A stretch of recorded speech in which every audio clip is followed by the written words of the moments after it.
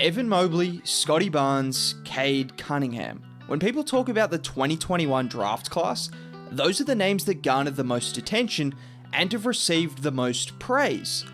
But I think it's time we start adding another name to that mix.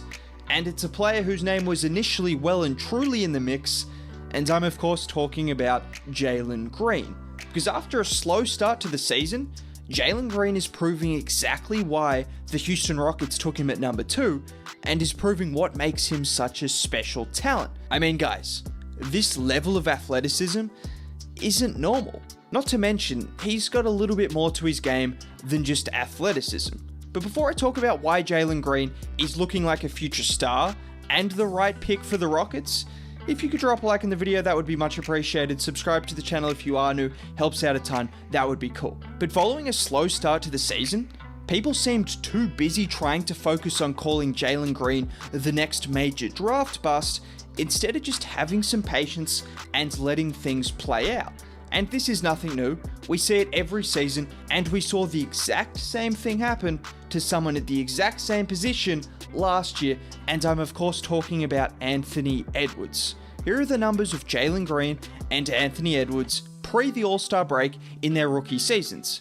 And here are the numbers post All-Star break, with Jalen obviously still a few games away, but as you can see, these are two guys that weren't drafted into the most ideal situations, and two guys that struggled early on, but are starting to figure things out.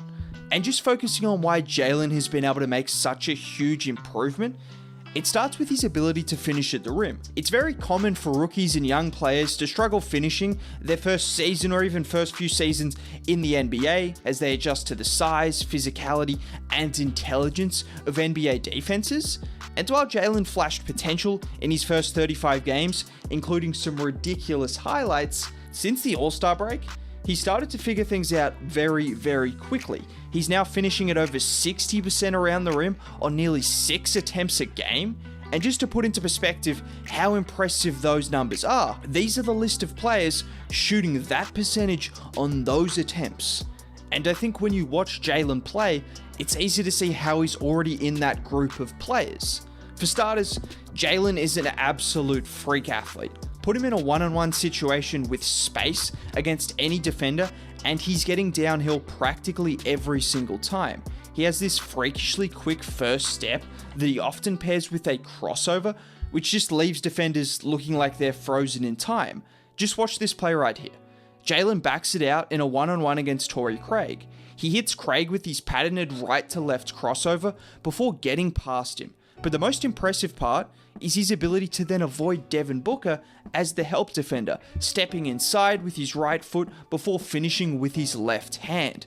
It's this combination of a freakishly quick first step with an ability to adjust in and around the rim, which he shares with all of the best finishers in the league at his position. And I think that's a reason why we could see Jalen Green make the same kind of scoring jump we've seen the likes of Ja Morant make. Because over the first few seasons, Ja Morant was finishing at a similar level to what Jalen Green is doing at the rim. But recently, once Ja Morant got a little bit of a better team around him and started to figure out how to utilize his floater and also how to finish through contact, you've seen his numbers absolutely skyrocket. And when I look at these two guys, not just based off their build, but their ability to change directions and speed and their nifty crossovers and their ability to change hands on layups, there are some similarities there, and I think we're going to see Jalen Green being one of the best finishers at the rim at his position. But unless you're a freak athlete like Zion or Giannis, you need a little bit more in your game to make you the scorer that people anticipated Green could be, and luckily for Rockets fans, he's got a little bit more in his game, it's fair to say. Because from beyond the arc, well, he's a very, very capable shooter. He's shooting 38% from 3 on over 6 attempts a game since February, and he's doing it in a variety of ways. We've seen him spot up in the corner, we've seen him take countless players off the dribble from 3, step back 3, sidestep 3s, you name it. He's got countless ways to score from beyond the arc, but I don't think that's been the most impressive part of his scoring jump recently, and it hasn't been the finishing either. It's been the mid-range game. Prior to the All-Star break, Jalen Green didn't really have that mid-range game down pat at all. but recently, since the All-Star break, he's shooting a very good 51% and making the most mid-range shots out of any rookies in the league, and that would be similar in volume and percentage to the likes of Shai Gilgeous-Alexander and Drew Holiday. Yeah, I know, it's ridiculous seeing what he's doing at all three levels since the All-Star break, and the reason he's been so good in the mid-range is because teams are figuring out, oh, this guy's really good at getting downhill, so let's just play drop coverage against him and just have our bigs sit back. Well, Jalen is taking that opportunity and pretty much just pulling up in the space that is presented to him with bigs dropping back against him, which has allowed him to get a lot of good looks, and he's going to continue to get good looks because if you're someone who can score from all three levels, it leaves the defense with not really any answer. But the thing is, scoring isn't the only aspect of his game that is improved. He's improved all around, and I'll touch on that just in a little bit, but his playmaking has also taken a major jump. The assist numbers are far from eye-catching, but like every other stat I've mentioned, those assist numbers have jumped up post-All-Star break, and for Jalen, it's just about reading and reacting, because with his level of explosiveness and handle, he's breaking down defenses very consistently, which is consistently forcing guys to rotate over and help, just like all the best scorers in the league do, but recently he's been able to capitalize on that more frequently. Here's a prime example. Jalen has a one-on-one against Monte Morris. He uses his combination of speed and size to get past him, which forces Cousins to rotate over, and Cousins tries to draw a charge or force a turnover, but Green manages to drop it off to the cutting Jae'Sean Tate, avoiding Cousins in the process. Or here's another example of Jalen again blowing past the initial defender, which forces another defender to help over, and Jalen is able to rifle a pass into a rolling Şengün. And I'll continue to show examples, but that's what Green is starting to do better. He's starting to recognize the ability he has to beat defenders off the dribble, but more importantly, he's recognizing beating the first defender does not necessarily mean you're always going to have an open lane to attack the rim or finish.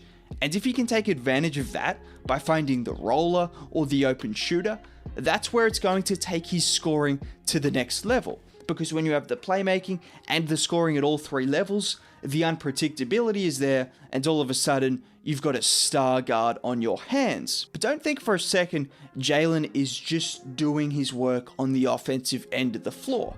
Defense is all about reputation, and I think before people even wanted to watch him play, he got a terrible reputation as a defender. I don't exactly know why. He wasn't playing the best defense to start the season, don't get me wrong, but I think the reputation exceeded what he was actually doing.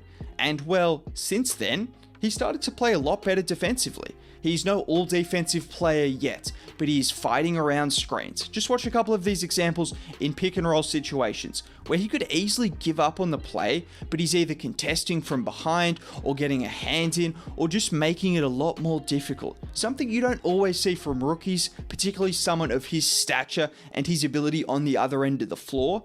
And I think that bodes well when you combine his athleticism plus a willingness to work on the other end of the floor.